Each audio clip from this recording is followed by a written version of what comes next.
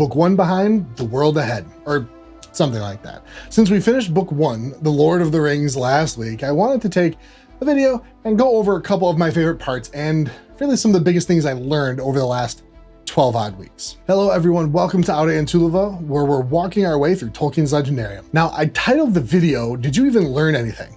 And I guess I'm really just asking myself that question here. After reading The Lord of the Rings, I don't even know anymore, like 20 times, and listening to hours of podcasts dedicated to analyzing everything Tolkien and reading Shippey, Carpenter, Garth, Fleer. Did I learn anything on this little walkthrough, just reading the book one more time? For sure, I learned completely new things, and I fleshed some things out that I never had before. First, I want you all to let me know what you learned, or finally maybe had the opportunity to kind of flesh out better in your head. Let me know in the comments. I'd love to know what insights you got. One of the favorite things I learned was about Sam in chapter 2. As he's leaving the Green Dragon, Tolkien says this about many people's favorite hobbit. Sam sat silent and said no more. He had a good deal to think about. For one thing, there was a lot to do up in the Bag End Garden, and he would have a busy day tomorrow if the weather cleared. The grass was growing fast, but Sam had more on his mind than gardening. After a while, he sighed and got up and went out. Going over that passage last time, it dawned on me that Sam had more in his mind because he was worried about Frodo. As we learned 3 chapters later, he was part of the conspiracy to not let Frodo get away without having some people to look after him go with him. This early in the book, we start to learn how seriously Sam takes his job looking after Frodo. In that, I also started to flesh out the nature of hobbits better for myself. I always thought they were basically just tree huggers, but with the help of Corey Olsen, of course, began to understand more their relationship with nature. Sure, they're almost, I guess you could say, magic in the way they can disappear and, walk quietly, but they still bring themselves to bear on nature. They beat back the old forest from the borders of Buckland, and while they do love a good countryside, they love it to be well ordered. And thank you to James Humphrey, who commented on the Tom Bombadil video, which you can check out over here.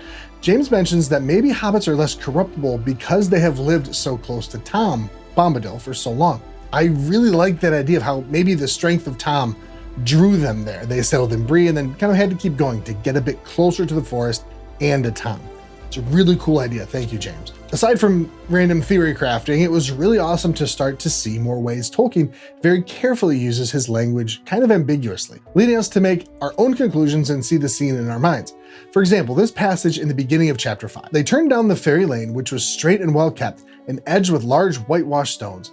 In 100 yards or so, it brought them to the riverbank, where there was a broad wooden landing stage. A large, flat ferry boat was moored beside it. The white bollards near the water's edge glimmered in the light of the 2 lamps on high posts. Behind them, the mists in the flat fields were now above the hedges, but the water before them was dark, with only a few curling wisps like steam among the reeds by the bank. There seemed to be less fog on the further side. It's the word seemed right at the last sentence. There seemed to be less fog on the other side. Now, I further fleshed out maybe why it would seem that way in that video, but right now I just want to kind of marinate on that word for a second. It's not like it was foggy where the hobbits were and there was less fog across the river. It seemed that there was less fog across the river. He draws us along to form our own conclusions.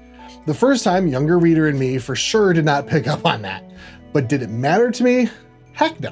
I was just stuck in the story, imagining the hobbits out in a wide little dock, probably like my friend's dock on his lake, water lapping at the post, quiet, cool, a little foggy and quiet. It could be a little spooky if you stopped and thought too much about it, but then you got in the boat and the fog just kind of disappeared and you got to relax. But then I got old, cynical, and noticed that it only seemed less foggy. Maybe they were under spiritual attack while they were on the dock.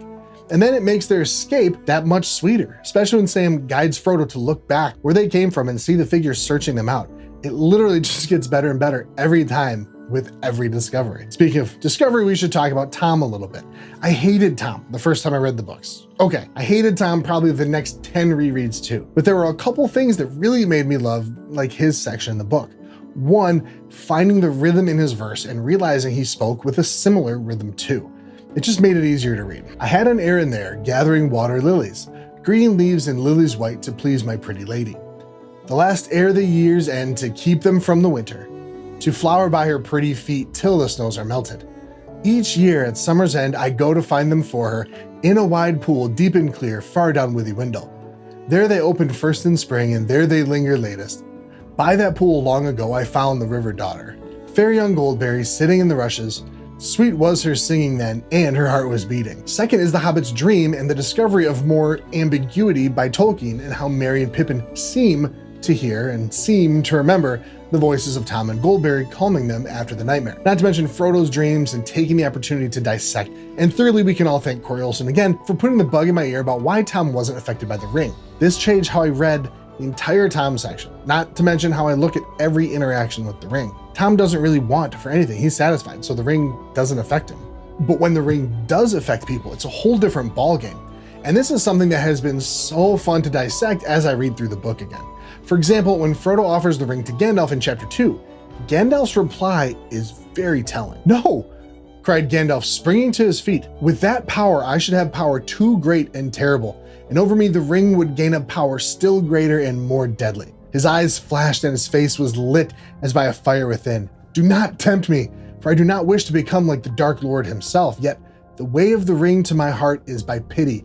Pity for weakness and the desire of strength to do good. Do not tempt me, I dare not take it, not even to keep it safe unused. The wish to wield it would be too great for my strength.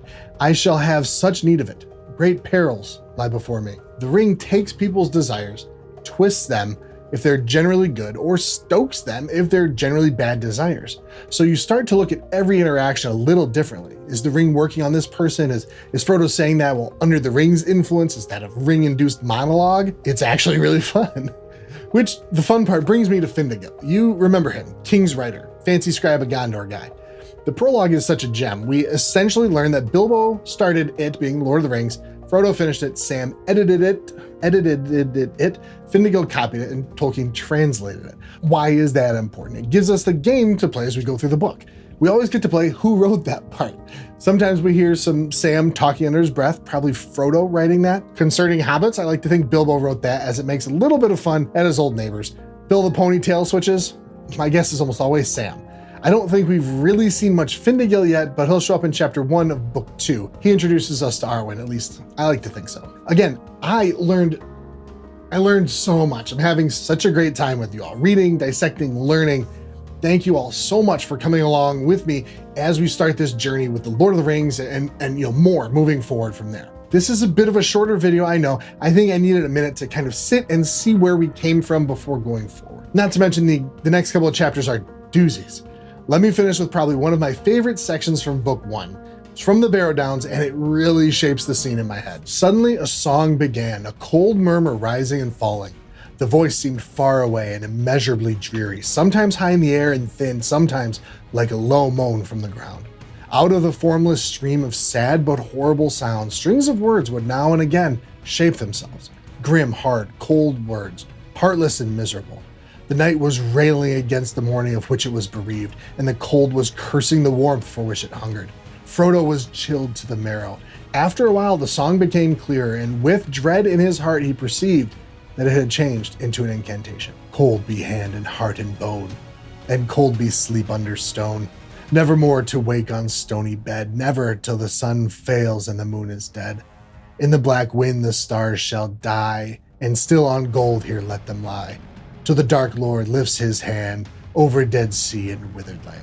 And with that nightmare of a picture in your head, I bid you all adieu until next week. Don't forget to like and subscribe, and always remember, out into the day shall come again.